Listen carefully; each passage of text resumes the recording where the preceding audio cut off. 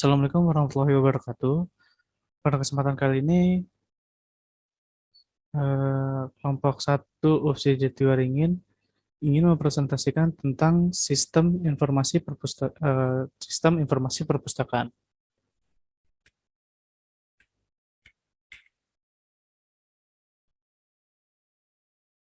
Tugas kelompok sistem informasi manajemen ini merupakan tugas yang harus ditempuh sebagai syarat ujian akhir semester.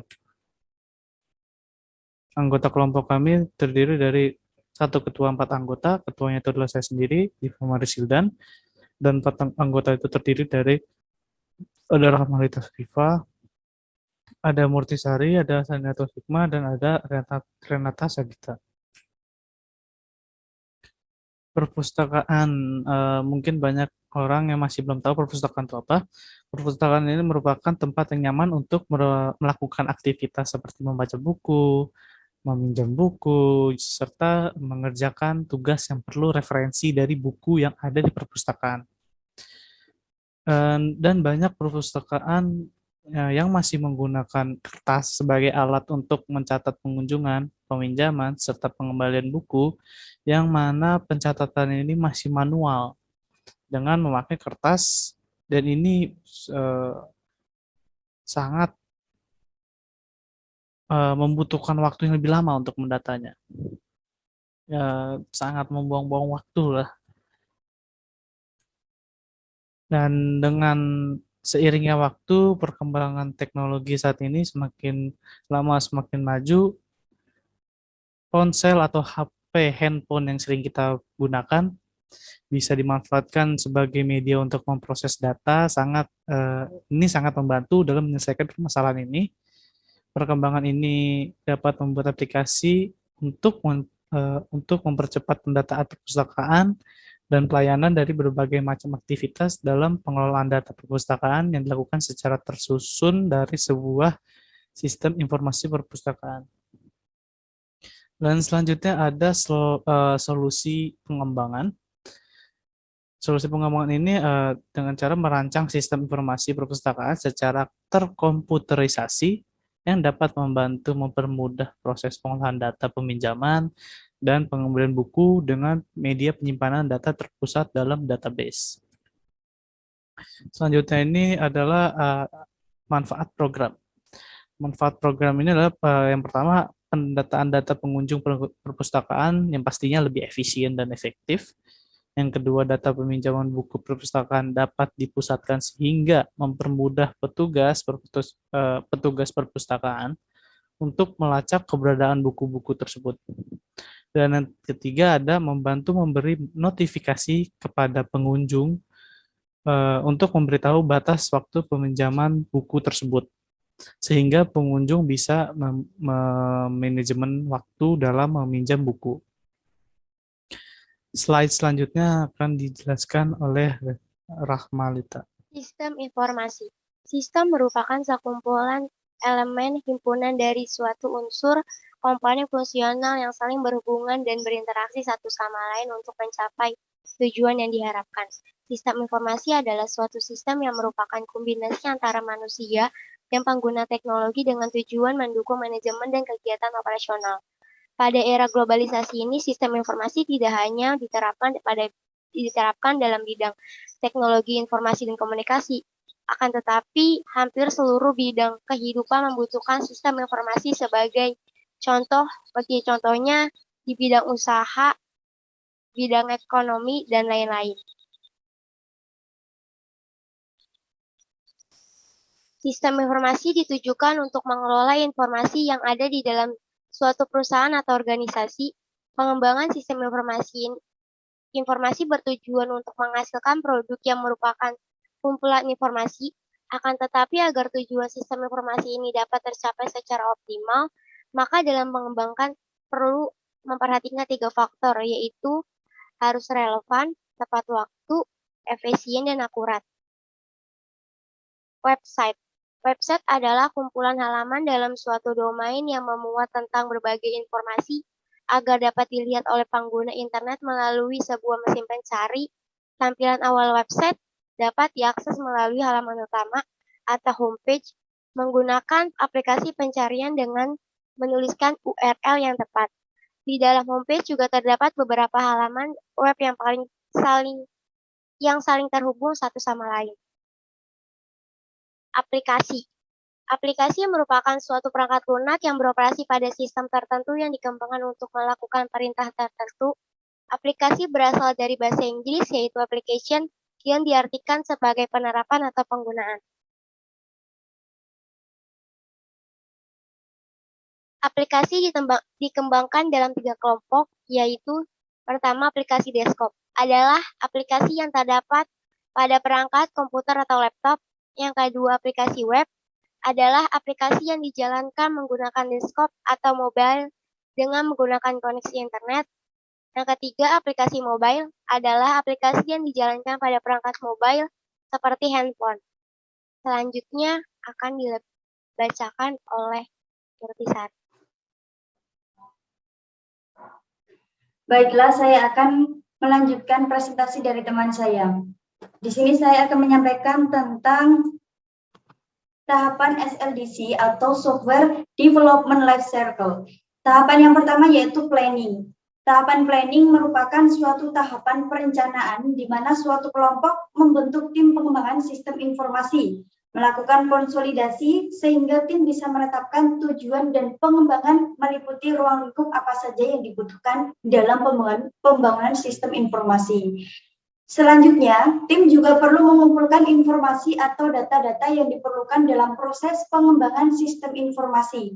Selain itu, tim pengembangan juga menentukan dan mengevaluasi strategi yang akan digunakan dalam pengembangan sistem informasi. Jadi tahapan planning ini secara singkat adalah suatu proses untuk mendapatkan informasi, mode, spesifikasi tentang perangkat lunak yang ingin digunakan atau yang dibutuhkan. Selanjutnya yaitu tahap analisis.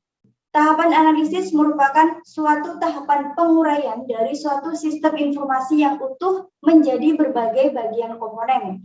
Tim pengembang harus melakukan analisis terhadap kebutuhan fungsional sistem informasi, sehingga tim akan mengetahui masalah, target yang ingin dicapai, tujuan utama, dan juga fungsi dari sistem informasi yang akan dikembangkan.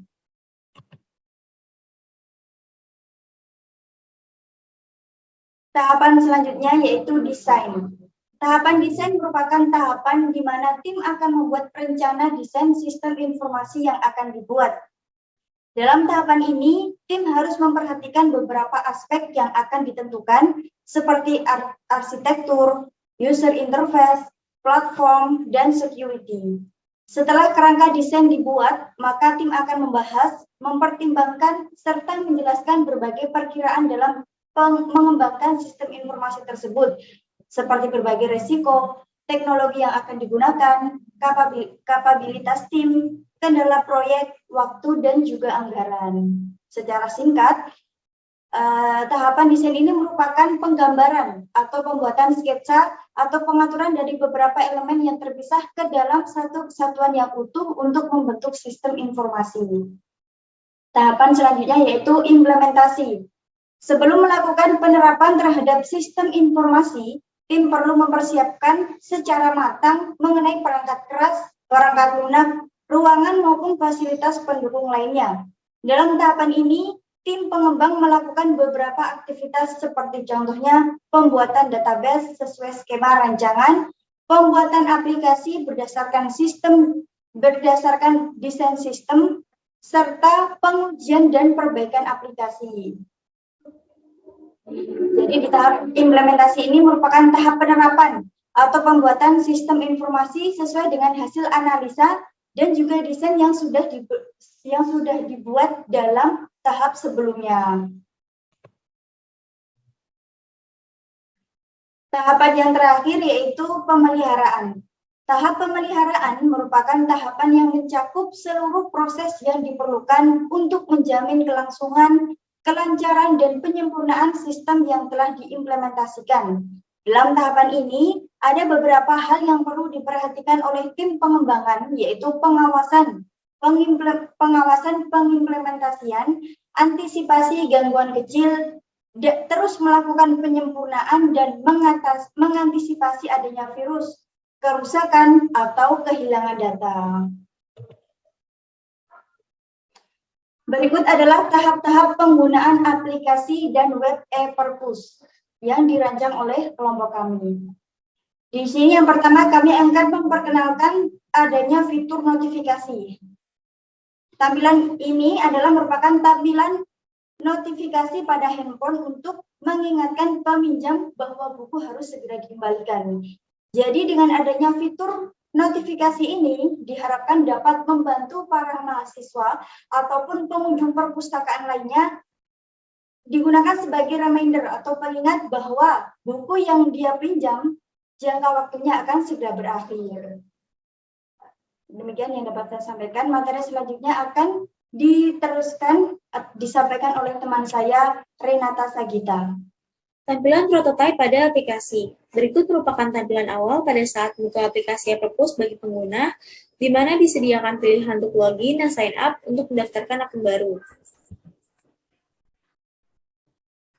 Selanjutnya merupakan tampilan dari login untuk pengguna yang sudah memiliki akun, dan sign up untuk pengguna yang belum memiliki akun, di mana di bagian sign up akan tersedia pengisian data berupa nama, email, password, dan konfirmasi dari password yang telah dibuat. Beberapa tampilan home yang akan langsung menampilkan bagian dari search untuk mencari buku yang diinginkan, dan daftar buku-buku yang tersedia dalam aplikasi e-perpus, yang apabila salah satu daftar buku diklik akan menampilkan halaman pinjam buku. Berikut merupakan tampilan home untuk bagian dari peminjaman dan pengembalian dari buku yang telah dipinjam maupun dikembalikan ke perpustakaan. Ada beberapa daftar tampilan menu strip 3 pada ujung atas kanan aplikasi. Yang pertama yaitu buku online, di mana pada tampilan itu akan menyediakan daftar buku yang ada dan bisa dibaca secara online. Dan ketika diklik, maka akan langsung menampilkan dari isi buku yang dibaca. Tampilan menu bagian 2 yaitu ada riwayat baca yang memperlihatkan beberapa daftar buku yang telah dibaca dari beberapa hari yang lalu. Slide selanjutnya akan dibacakan oleh Saniatul. Tampilan yang terakhir dari bagian menu adalah buku dipinjam. Isi dari tampilan ini adalah tenggat waktu pengembalian dari buku yang dipinjam.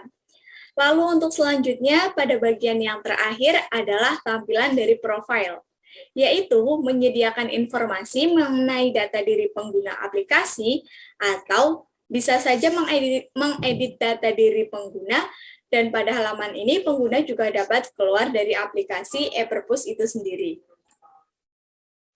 Kemudian untuk yang berikutnya ada web, tampilan web e-perpus bagi petugas, yang pada saat dibuka akan menampilkan halaman utama yaitu login. Berikut adalah tampilannya.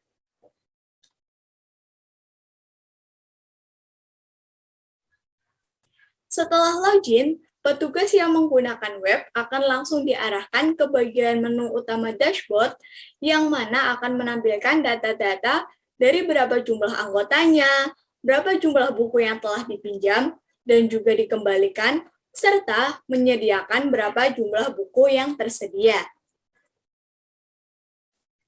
Lalu apabila bagian dari more information diklik, maka akan memunculkan tampilan seperti pada layar, di mana menyediakan data nomor, judul buku, pengarang, penerbit, tahun terbit, dan aksi yang bisa dilakukan.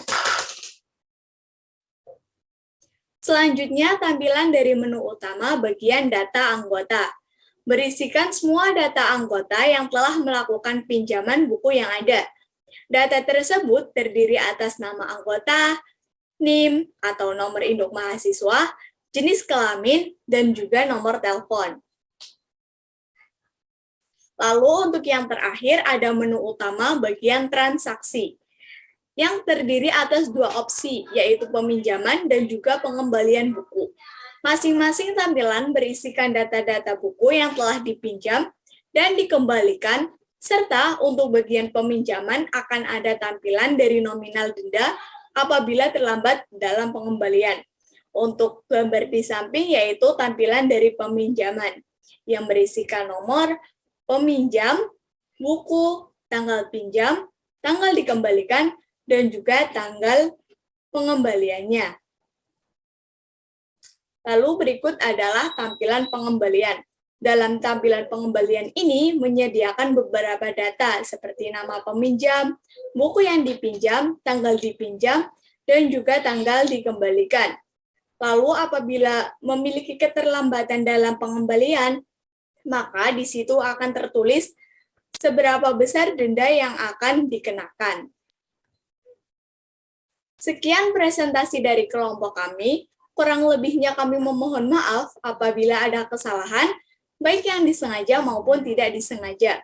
Sekian dari kami. Wassalamualaikum warahmatullahi wabarakatuh.